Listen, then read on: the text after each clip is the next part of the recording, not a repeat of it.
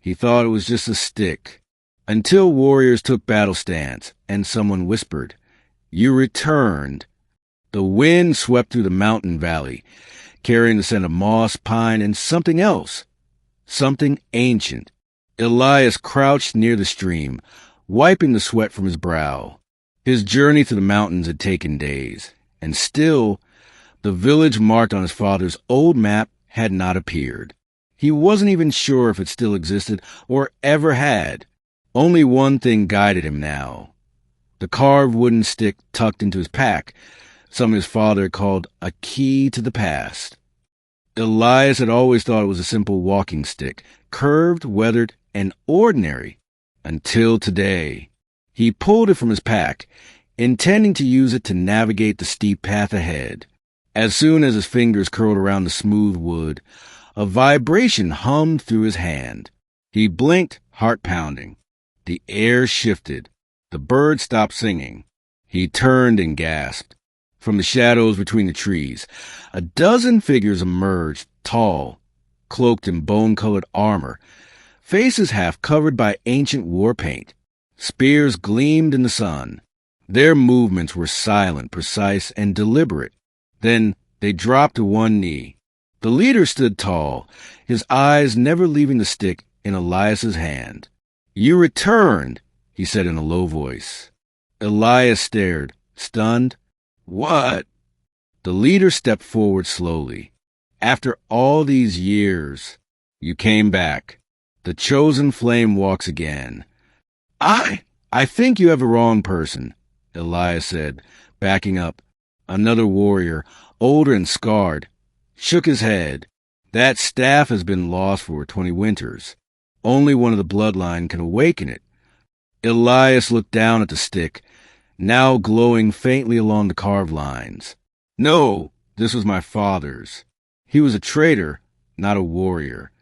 The leader's expression darkened. "Your father was no traitor. He was a guardian of the flame, the last of the ember sentinels, until he disappeared." Elias's mind reeled. "You're saying he was one of you?"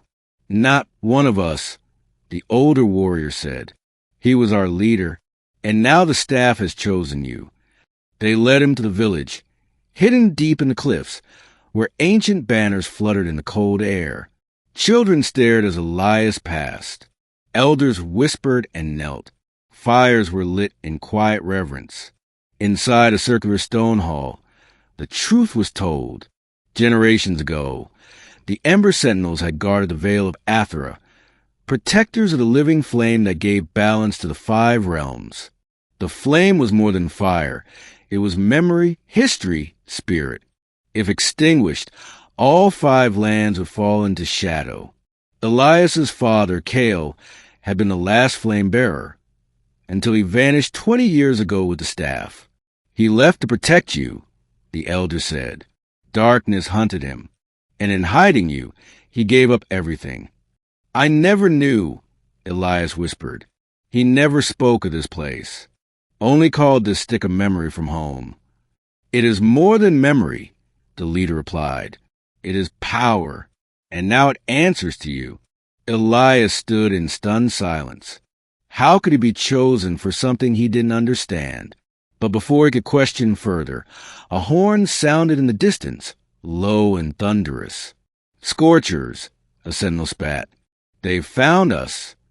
From the cliffs, dark figures emerged, men in spiked armor with torches blazing in unnatural blue flame.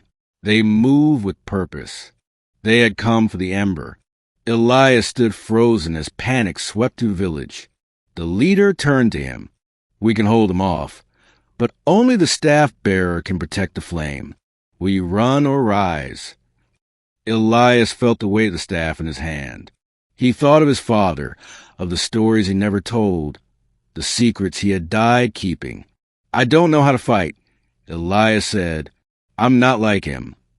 "Neither was he when he was chosen," the elder said. "The flame shapes its bearer, but only if he steps forward."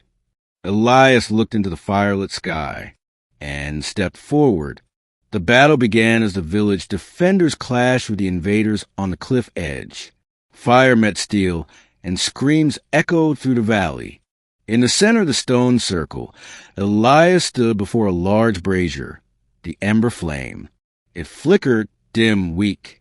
The scorchers had already poisoned the wind. He gripped the staff tighter. "Do something," he whispered to it. "Show me." Suddenly, the staff pulsed. A memory not his own flashed through his mind.